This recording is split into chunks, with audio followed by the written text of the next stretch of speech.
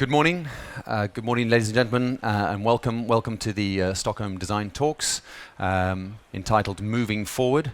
And today we're moving forward with the hospitality theme of hospitality design. I'd like to thank all of you for taking the time to be here this morning. As you'll now gather, the acoustics here are actually great, considering we're in the space we're in. If you would like to contribute and ask questions or have something to say, given on the sort of topics our panelists are discussing, please feel free to do so. Put your hand up. I will try and ask you a question. I will then repeat that so everybody can hear, and away we go. So try and interact.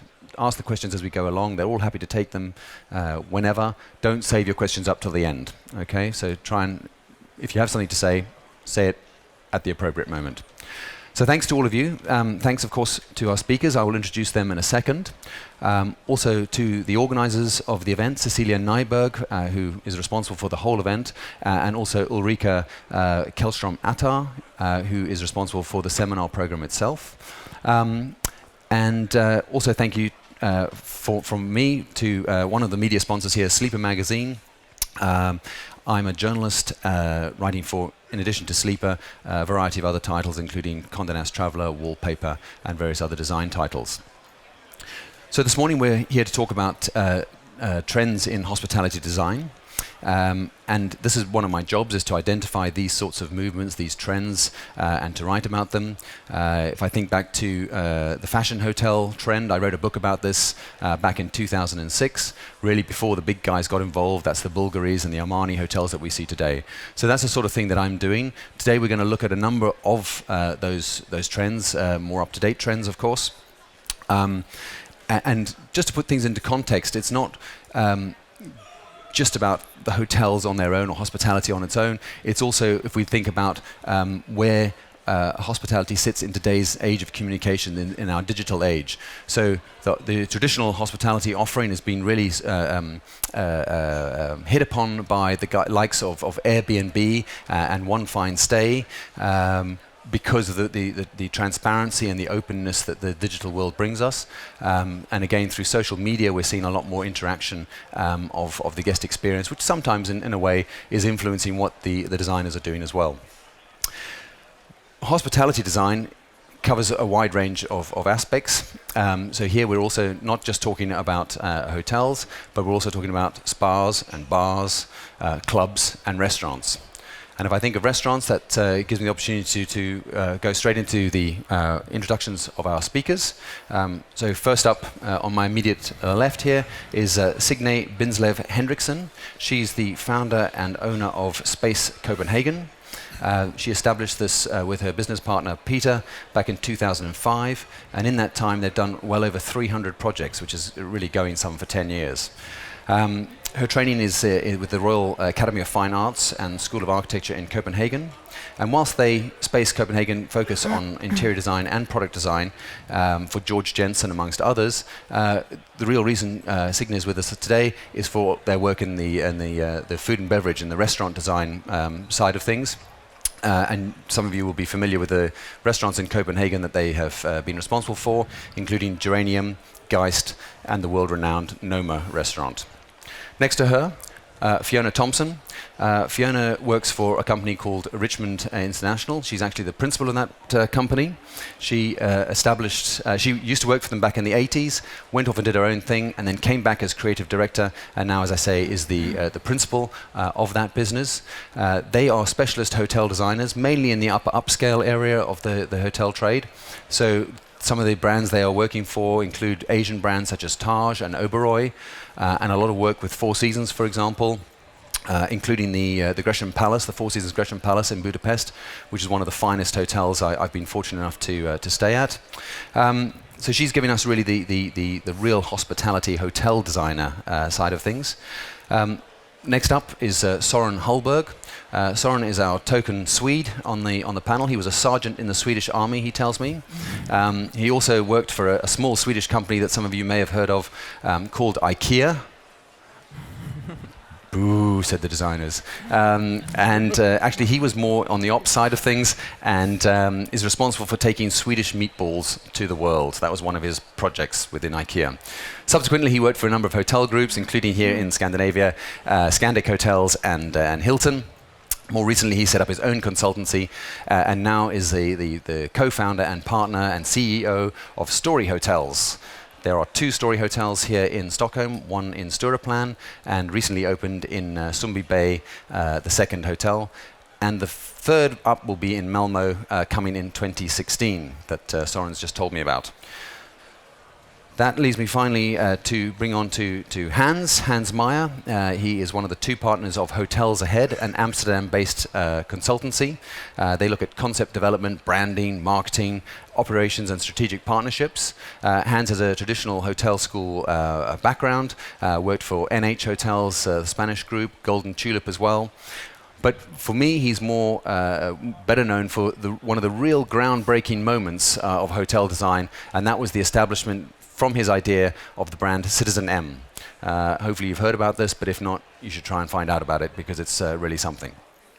So that's it on the introduction side of things.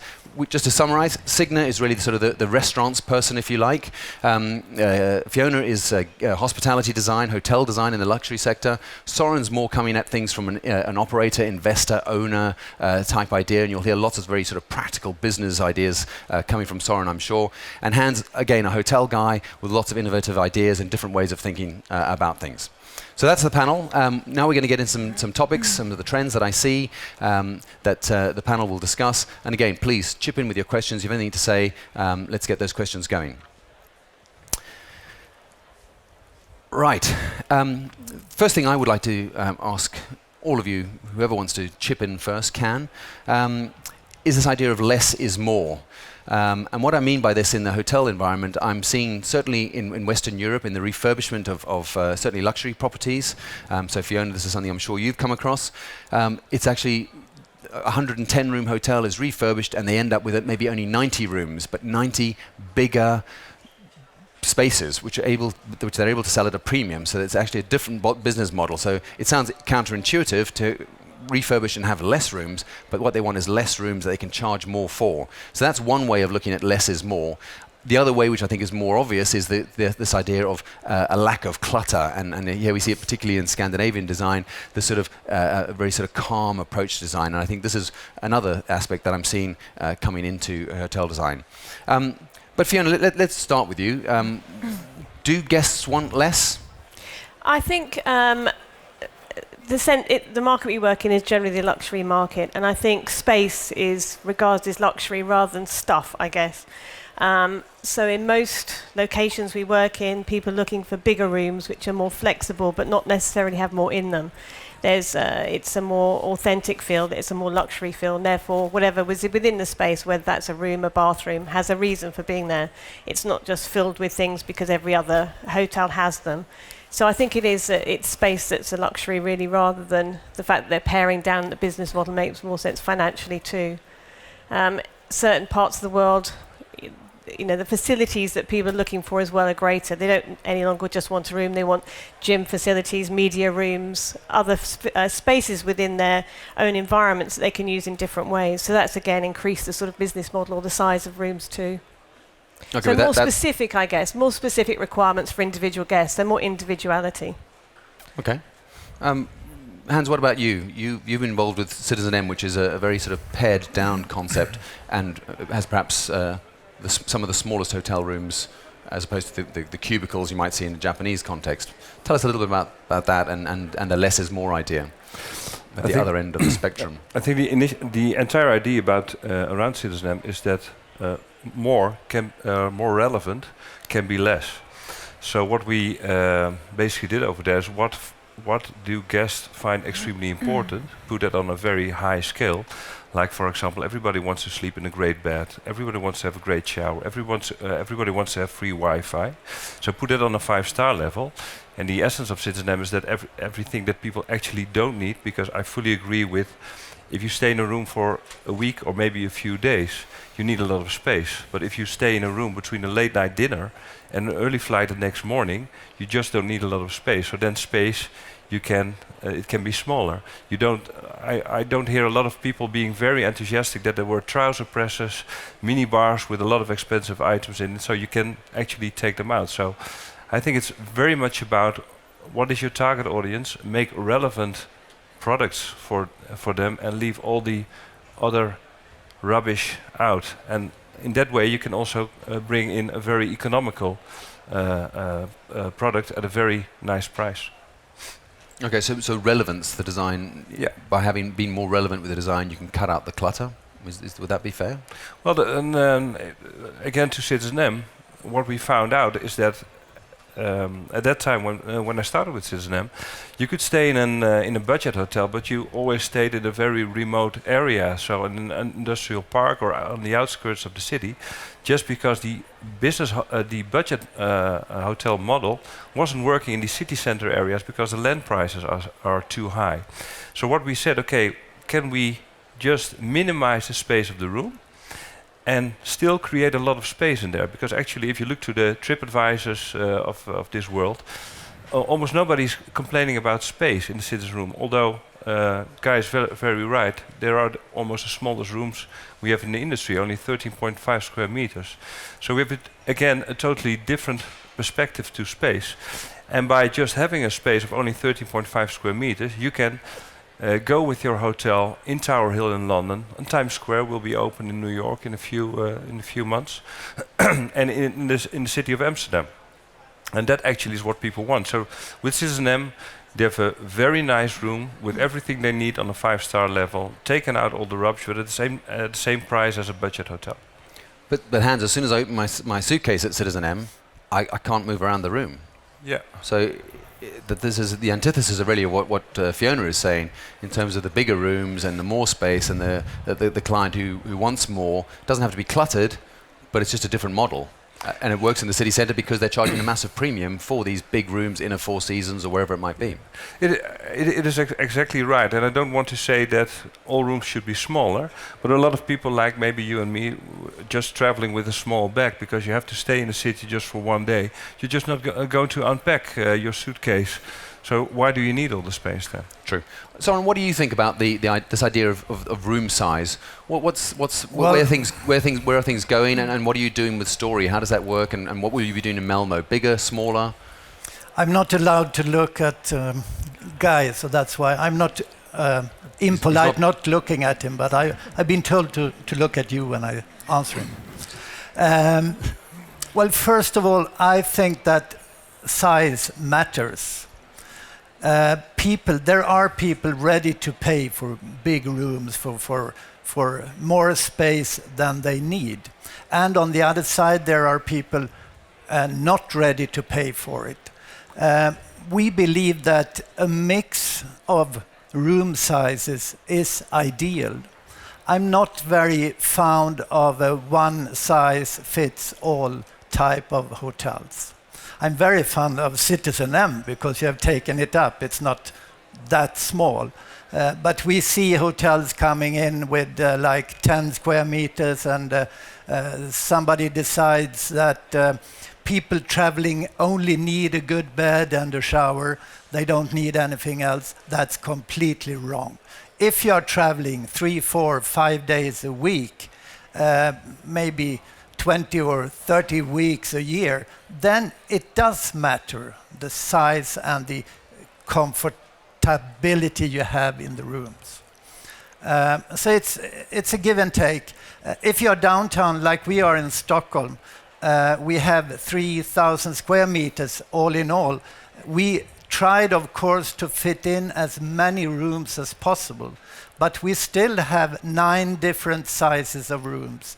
We have only 9 of these 83 rooms that are 12 square meters big. We call them squeeze rooms. The rest of them are all between 16 and 25 square meters. So for you, it's a mix. It's a mix of sizes that. It's a mix of size. There is size matters, but one size doesn't fit all.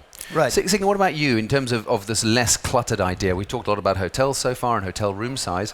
What are you seeing in the F&B world and the restaurants that you're designing? Is it more about simplicity in those concepts that you put together, or what is your ethos on this less is more? What's your feeling on that? I think actually that it at the moment takes different directions. But what is one of the strongest tendencies right now is that there is a need for some kind of authenticity. The feeling of actually the chain of values is put together the right way. That the experience you get is linked to what you see in the room, what services you can expect from the restaurant or from the hotel itself. So I think things are moving definitely into a more simple direction, or some kind of honest feel in terms of choosing materials, in terms of choosing design and furniture and so forth. But I think it can look very different. I think it doesn't actually point at one certain style, but I think the whole way of trying to the whole mindset around the restaurant, or the whole mindset around the hotel is a really important starting point for a dialogue between you and the client. Okay, so it's this chain of values that you describe. The design aesthetic can be very different, but it's the same sorts of things that people want to express. And this is a phrase actually that Rob Wagemans from Concrete came up with the other day, a return to analog. And you talk about authenticity, and I see this as well, something that's happening as a trend. The upcycling or reuse of materials with second-hand materials found, or chairs, lamps, and what have you. Signe, we see this in Ace Hotel, for example. Story Hotels has a very similar idea. In Ace, there's the Stureplan Story Hotel. It was an former residential block. They took the doors off the apartment doors, cleaned them all up, and they are now the bed heads. So your bed head is actually a door with a letterbox and what have you. So rather than throw these things away, they use them again. So and it creates a story. And it's authentic. I mean, is this what you're seeing? This sort of for sure. I mean, there's something about the way you use materials, the whole vintage wave, which has been going on for a while now, where you put in antiques and old stuff. That of course creates an atmosphere of a time that has been going on. Why do you think we're doing that now? Why are we having this look to the past? Because actually these elements, these pieces, they seem to have a certain impact on us in terms of there's a certain nostalgia, but there's also a feeling of back to basics. I mean, we've been living in the fast lane for a long period of time, and you suddenly seek values that feel more grounded, more genuine, and old materials, leather which has been worn or wood which has been touched, they give you that certain feel. I mean, it has simply an inbuilt poetry that we like. Poetry, story.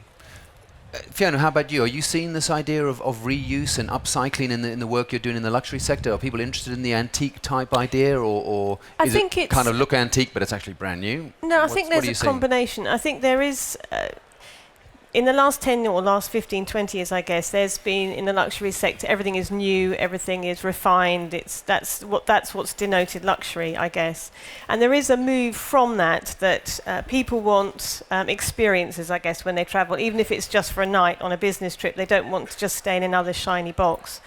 Whether that's vintage or reused, or whether that's just real materials now being used. So, really good timbers that have I think the design has more of a resonance and a depth to it rather than just a shiny interior.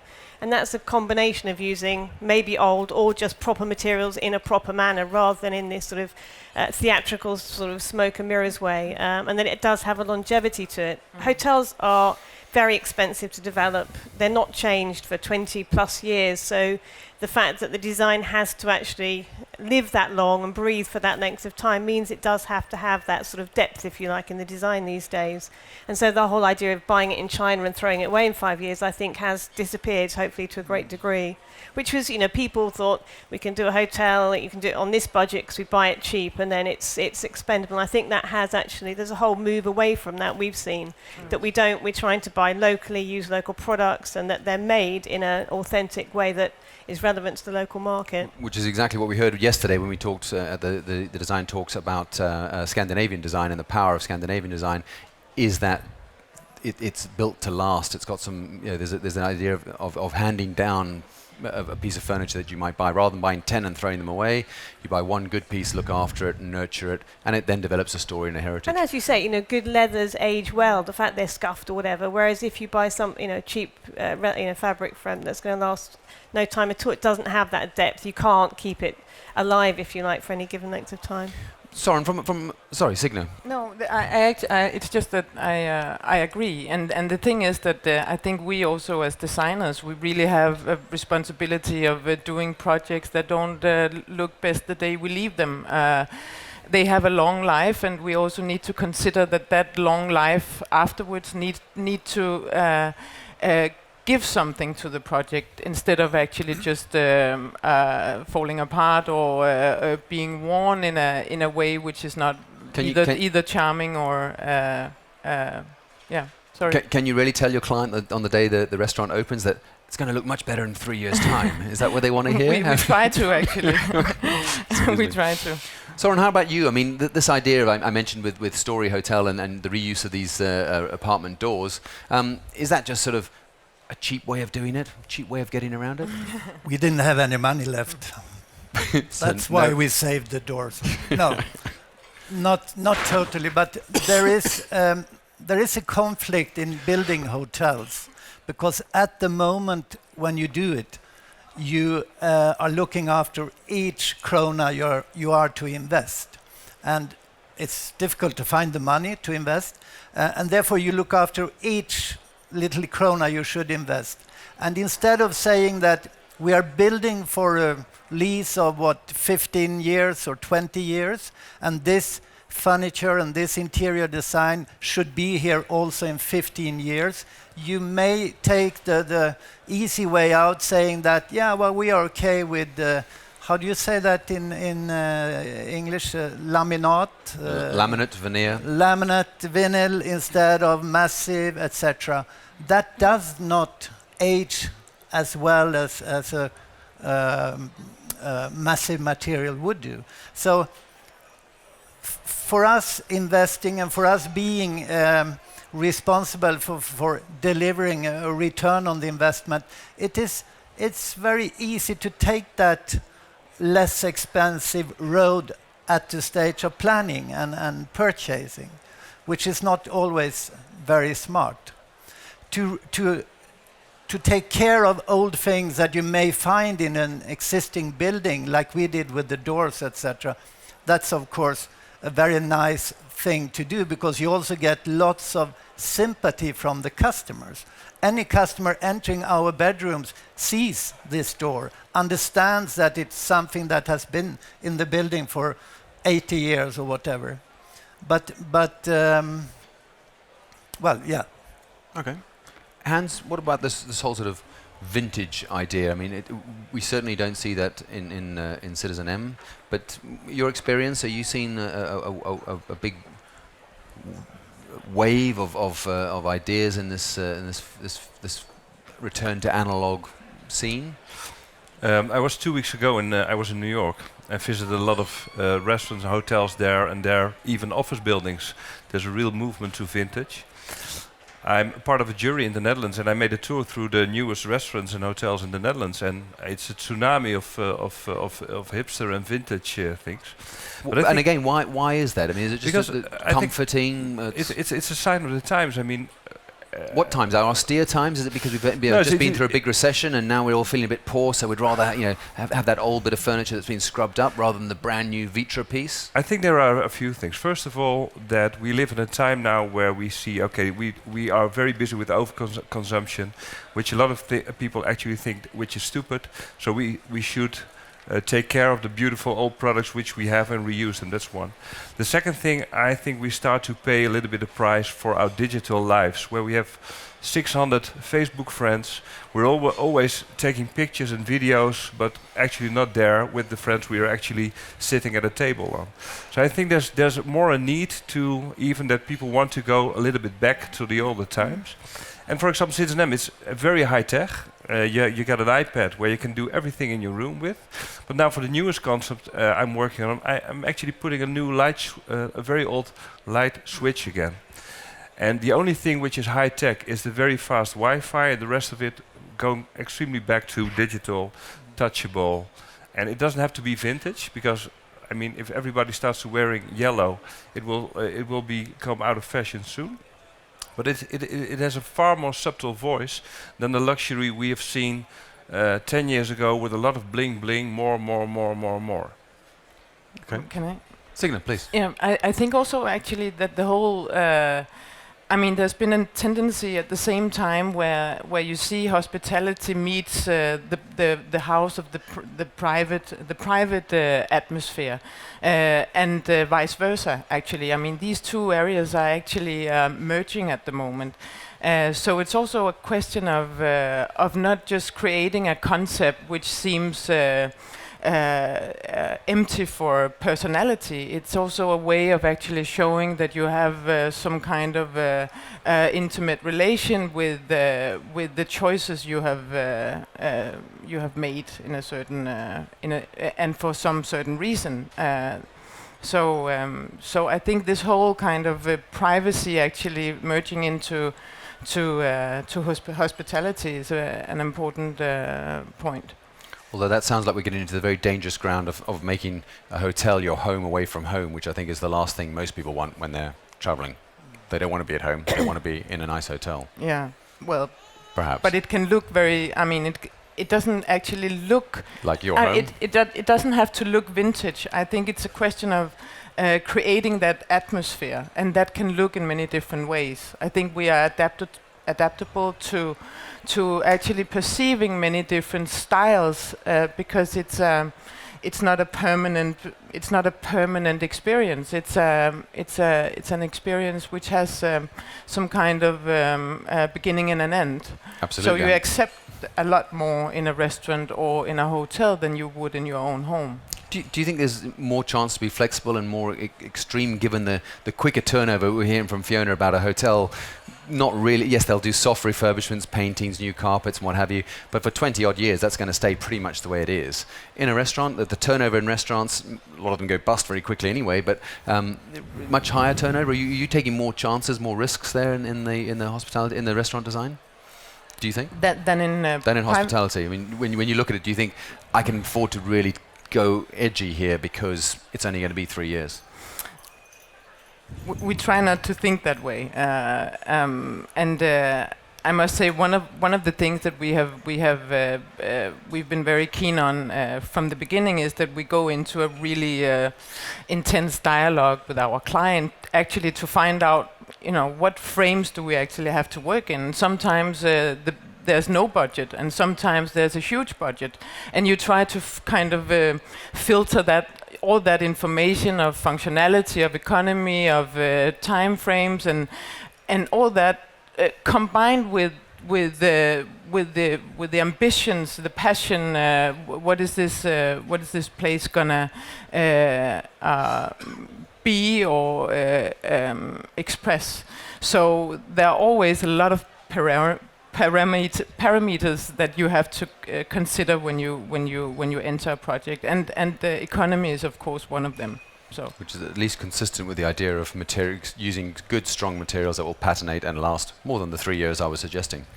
Let's move on to another trend, which is very broad again: demographics, and how do you guys see today's design changing with various the changing demographic profile. So there I'm talking about aging guests for one on one hand, millennials, the guys born sort of between 1980 and just past 2000. They're now in their, some of those are in their 30s.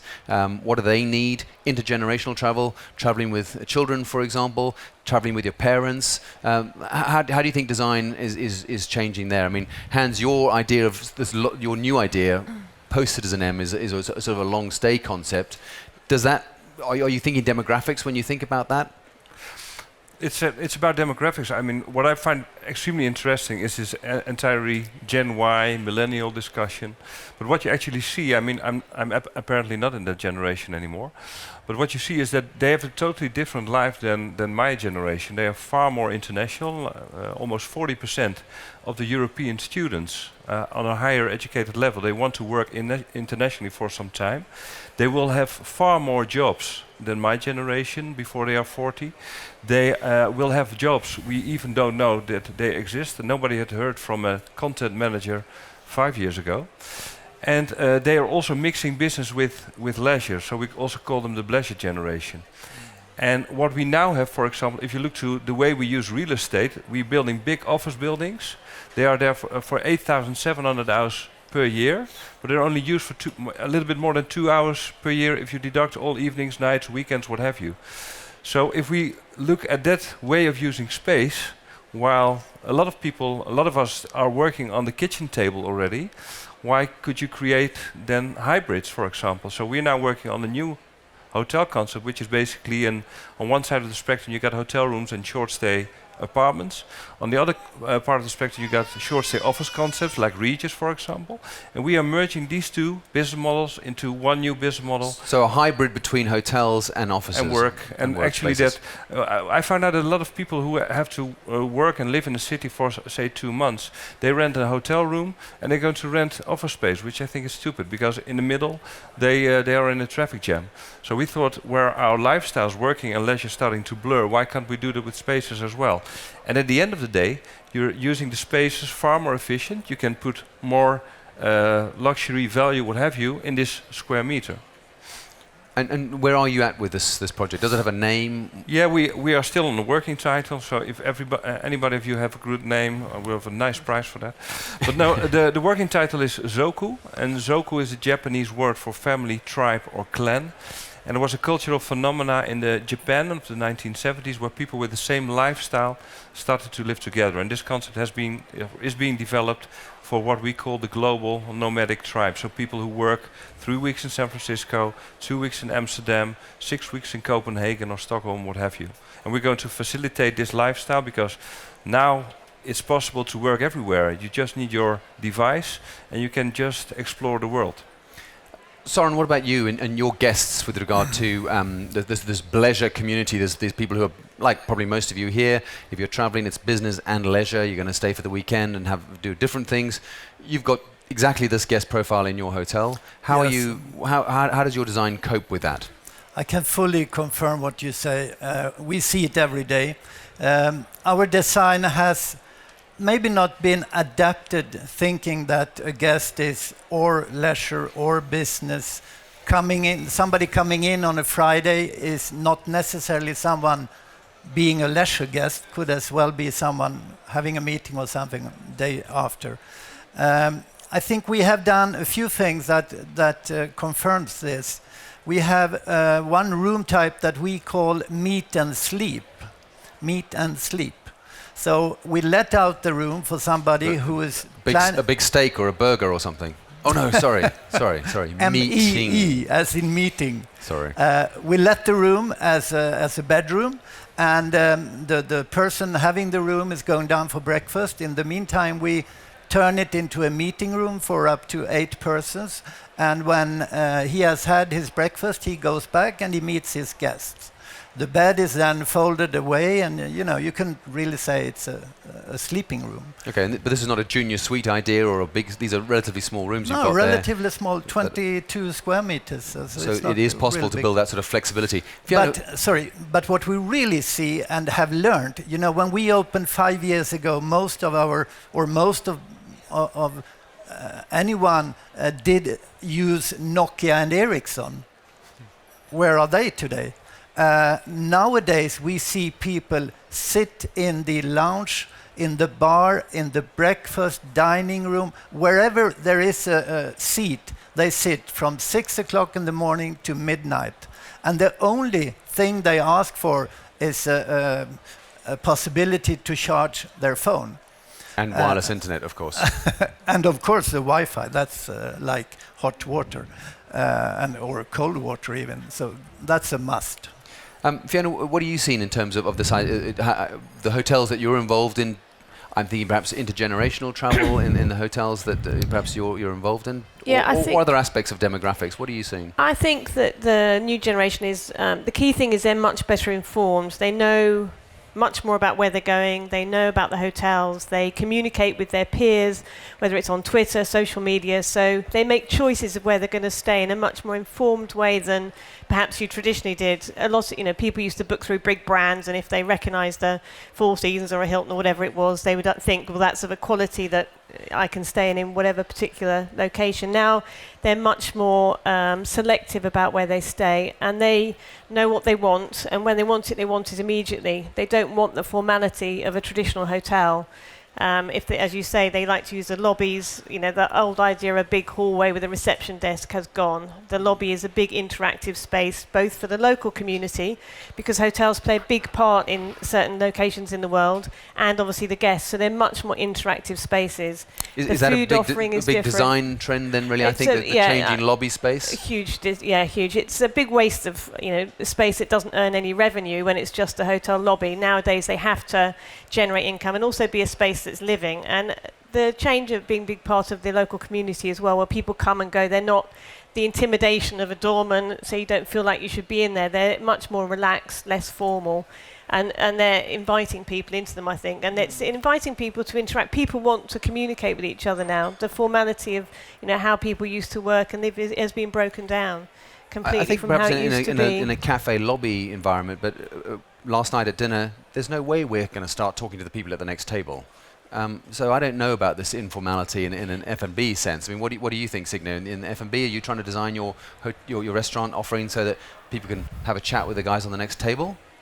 I mean, you don't necessarily need to have a chat with the guy next table, but I think we all need, when we enter a space, we need to feel seduced one way or the other, and that can be, again, it can look very different, but we need and seek comfort and a space where we feel safe. And I think actually we are social animals. I mean, we are human beings who like to interact with each other, but that can just be by staying in the same room, not the feeling of being alone.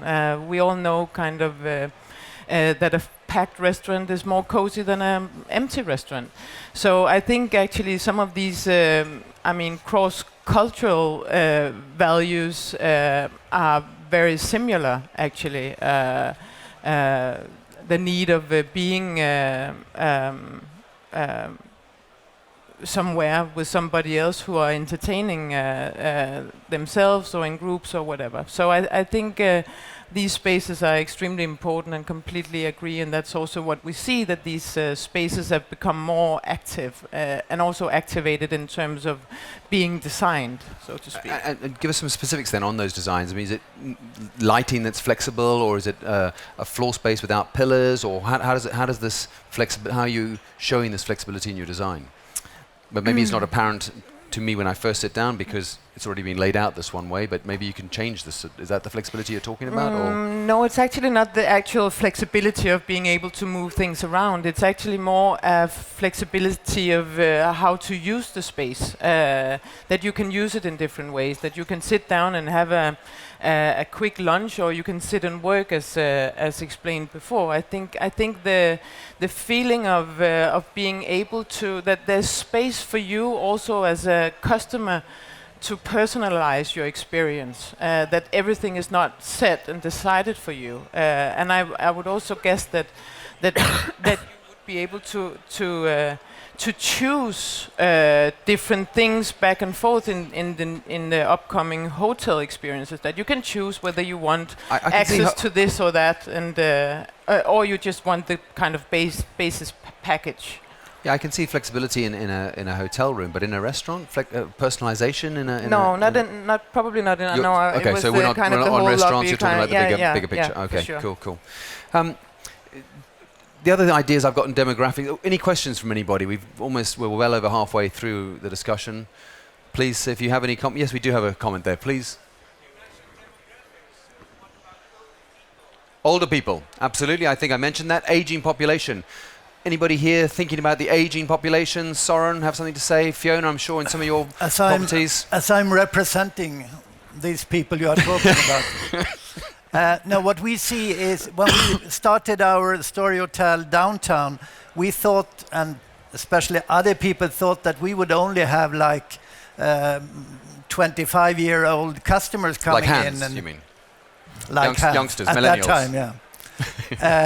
But that's not the truth, because we have quite a few people above 50 years, 60 years of age, of the simple reason that they are, they are curious, they want to be part of it, they are quick adapters of new techniques, and they like it.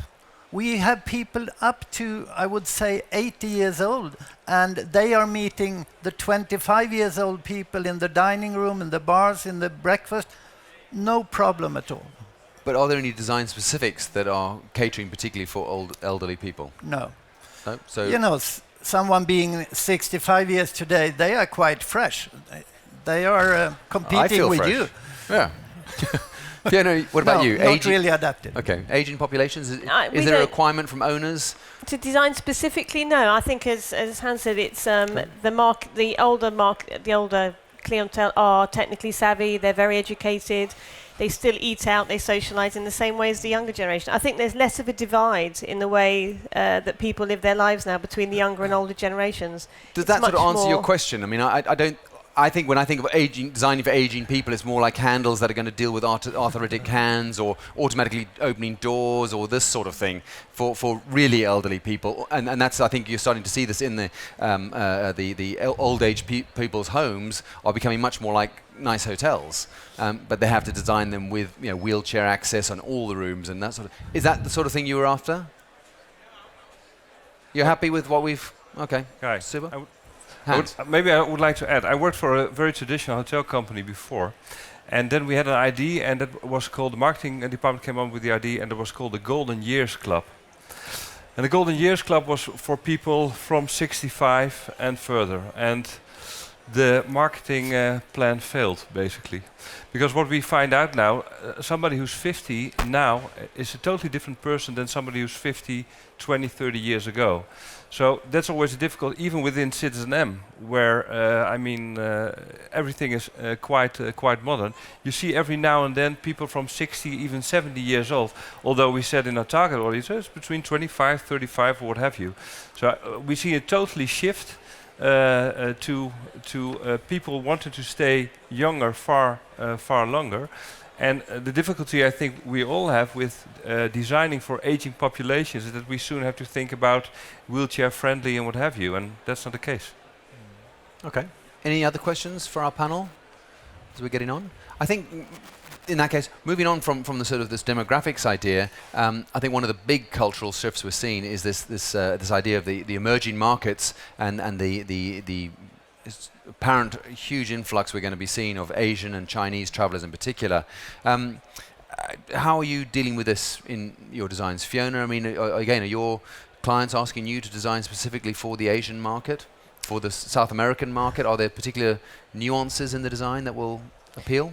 No, I think depending where the particular property is in the world, it varies somewhat. But I think the idea of international travellers is they actually want to go and experience the location they're travelling to. So they're not looking for a hotel that has all of the nuances of China. When they come to London, they want a London experience. So, and that's what they're looking to do. They're very people are educated. They're not looking for the security of having something that they're very familiar with. They want to broaden their horizons and experience different things. So, but when you design a Taj hotel in London, are you designing a hotel that looks like a London hotel, yes, or is it a Taj hotel dropped into London? No, you try and design for the relevant location for London. I think, and that's especially a city like that. It's got such a hotbed of culture and design ideas that it is very much a London experience. So the badge on top says Taj, but effectively it could say something else. Could say I think yes. It's not an Indian hotel. The badge should denote the quality of service and all of the other things that come with that. It shouldn't denote the design of the hotel. And I think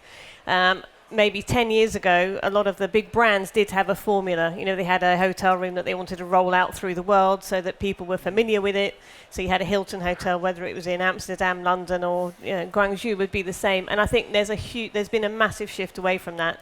It's irrelevant. People don't want that. They actually want to experience the individual locations they're going to. So I think that sort of trend at the time has disappeared completely certainly from the work we do. Well, I have to disagree with that, but it's not about me. So, other thoughts with regard to this the Asian Indian market. Operationally, Søren, do you see things there that you're having to adapt to? We don't really adapt other than we in our marketing and distribution we try to reach those people, of course, but we don't change our product. We don't offer special rice cooking things in the rooms or whatever could be asked. So we stand for what we do, and we try to reach and to find the customers. Of course, we want them to stay with us, but we are not adapting the product to them. Okay. How about you, Signe? What are your restaurants doing? Are they delivering a Copenhagen experience, or not necessarily a Copenhagen experience, but I think again it's very much about finding these holistic values that actually creates a project which is worthwhile visiting, and that might have a local ambience, but it could also have a non-local ambience, but still with a significant personality. So I think very much. I mean, we have done a lot of different interiors and restaurants and hotel experiences where you more look for what is suitable for the occasion, so that it doesn't seem artificial. Because I think the experienced traveler see that and actually immediately.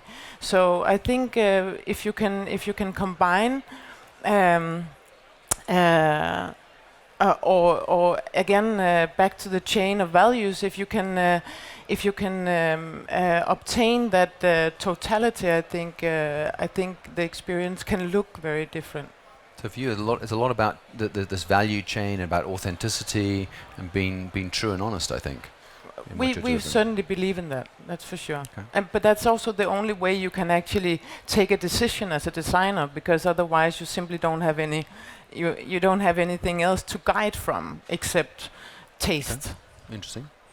Taste in a restaurant. Any questions for our panel? We're going to be sort of wrapping up pretty shortly. Søren, I think a question that I'd like to put to you from your operators, with your operator's hat on. We're seeing an increasing need to differentiate hotels, often through design. Does this really mean that design only sells the first time? Can you elaborate on that for us? What happens next? I'm fully convinced that the design is only selling the first time.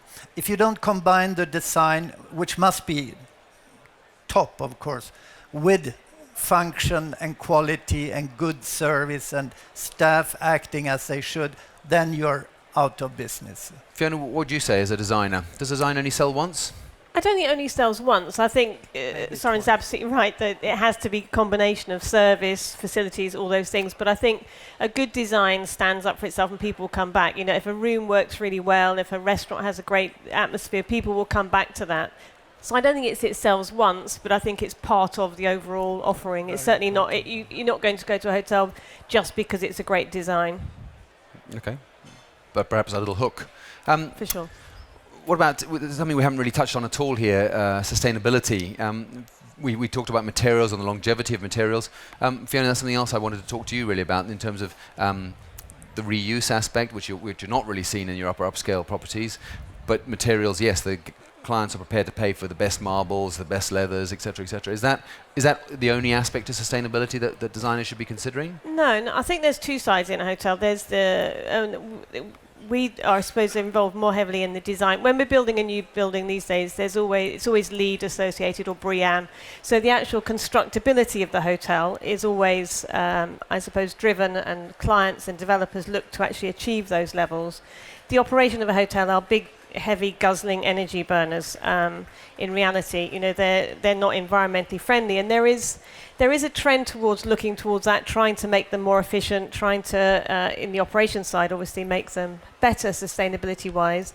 And it's also on, as I was touched on earlier, I guess, the furniture and things. It's not bringing things in from China. It is trying to use local product, local materials. And again, it depends where you're working in the world as to the sort of desire, I guess, of the individual developers as to whether they want to achieve that or not. We're seeing it more in the established markets. In the new world, there's still that desire that it has to be shiny, and labels sell, I guess. It's the same as we were talking earlier in fashion, that where people have got money that's just coming out of China or the Eastern Russian states, they want things that are recognizable because they're labels of luxury, and therefore the fact that they can afford them. So that still is endemic, I have to be honest, in hotel design too, in certain parts of the world. Okay. I think we're sort of on the way to wrap up the session now. So, I mean, we heard there a little bit about a trend from you, sustainability, and various ways of looking at that. Other panelists, I mean, I think Signe, in terms of one trend we haven't perhaps touched on, you would like to consider, or a future trend, something you think, or a driver, something that will drive future hotel design. Signe, I think your big one is authenticity. Do you want to develop that, or someone else chip in while you think of something else? Hans, you got some idea? What's the next big thing, kind of the next big trend, or? I think that the next big thing will be that design is now very much focused on offline, so a building. Offline? Offline. Okay. But I think the integration of offline and online, that will be a big thing, I think, for the next few years. If you look, for example, to a concept like Uber, the taxi concept, which is extremely successful now, which is still a taxi concept, but it's so extremely successful because they have a very online and offline seamless integration between the two of them. Say the name of this again. Uber. U-B-E-R. It's an Uber. Yeah. Uber. Sorry, pronunciation. Okay, a bit like Halo, I think, in London. Yeah. Yeah. So I think that's one. And from a sustainability point of view, what you see is that and I think that still will become a big trend. I mean, it's not more about energy-saving light bulbs, but how much space are we using for the entire world? If you would make a picture now of Stockholm, and you would see all the empty space which is in the city now, in bathrooms, bedrooms, living rooms, offices, what have you, and you think about how much space we are using now altogether, because we use triple the space altogether than 50 years ago. I think that's the reason why concepts like Airbnb are so successful, because they actually point out all the space in the city which is actually not used, and they give it back to the consumer. Which is why you're hoping Soku will be successful. Okay, Sören, an idea, a concept, maybe trend. I would like to highlight what we see here in Scandinavia, that people go out to restaurant much more than they did just 10 years ago. Are they just richer? They are not richer. They pay less actually than they did 10 years ago, but they are more. Restaurants cheaper. They are more willing to go to the restaurants, to meet in restaurants, to work in restaurants. So you see them from early morning to late night, as we said. So therefore, planning restaurants, hotel or not hotel, must be a much more than just be prepared for a lunch rush and a dinner rush. Now it's 16 hours a day. Signe, would you agree with that? Restaurants, 16 hours a day? That sounds wonderful, but I think actually that it's a growing market also because I think the family patterns have changed. We are a lot of the things that actually, in terms of values, binded us together before are not that necessarily grounded in society anymore. So I think we seek new values in terms of actually seeking out and reaching out for different experiences and meeting people and finding some kind of faith or belief in interacting with each other. So I think there's a point in that. Fiona, any last word? No, I think it's No? just the amount of people travelling really is just huge, and therefore that market is so much more diverse than it used to be. Great. I think we've done, the panel have done a great job. We've attracted almost a second audience who have had to stand. Sorry about that. We've kept the baby occupied almost for the entire program, so you've been very engaging clearly. Ladies and gentlemen, please thank my panelists, Signe, Fiona, Sören and Hans. Thank you.